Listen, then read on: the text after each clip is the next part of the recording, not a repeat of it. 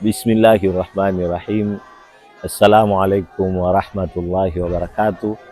Nikiwa kama mkurugenzi mkuu wa kituo cha dua cha Bidabida Dua Center, kituo ambacho kiko hapa Mburahati National Housing, mtaa wa Manyara, nyumba namba 23, kituo ambacho tunafanya kila siku ya Alhamisi dua ya pamoja, dua ya watu wote pasina kuchagua.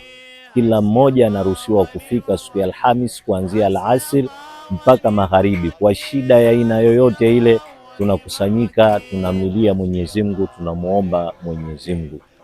Kwa nafasi yangu na kwa kutambua nafasi ya watoto mayatima na watu wasiojiweza katika jamii, hasa katika mwezi huu mtukufu wa Ramadhani na malipo ambayo Allah ameyaweka ndani ya mwezi huu mtukufu wa Ramadhani, sisi Bidabida Dua Center tunakutaarifu au tunakualika wewe unatufuatilia katika iftari ambayo tumeiandaa siku ya Jumamosi tarehe 15, iftari maalumu kabisa kwa ajili ya sisi ambao si mayatima, sisi ambao si wahitajia kama walivyokuwa wahitajia wenzetu wa chini yetu.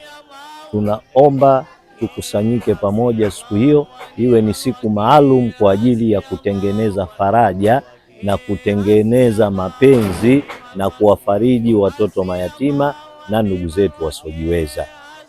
Jambo letu hili Allah akituwafikisha litaanza baada ya salati al-asr, lakini wewe unahitajika kufika kabla al-asr.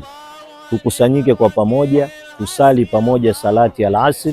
Baada tu ya salati al-asr tuanze dua zetu mbalimbali, tuanze kuwarehemu mashehe zetu, wazazi wetu, ndugu zetu waliotangulia mbele ya haki, na tupate mawaidha na saha kutoka kwa mashehe zetu, kutoka kwa viongozi wetu mbalimbali ambao tumewalika, na insha Allah tunaomba Mwenyezi Mungu wote wafike siku hiyo ili jambo letu lipambike, ile dhamira ya kuwapa faraja na kuondoshia huzuni watoto mayatima na ndugu zetu wasiojiweza iweze kukamilika. Shekhe wetu wa wilaya ya Ubungo, Sheikh Maulidi Kidebe, atatuongoza katika tukio hili, lakini sambamba na mashekhe wote wa kata za wilaya ya Ubungo na baadhi ya mashekhe wa kata kutoka nje ya wilaya ya Ubungo, lakini pia bila kumsahau shekhe mwenyeji mwenye kata yake hii ya Mburahati, Sheikh Ahmadi,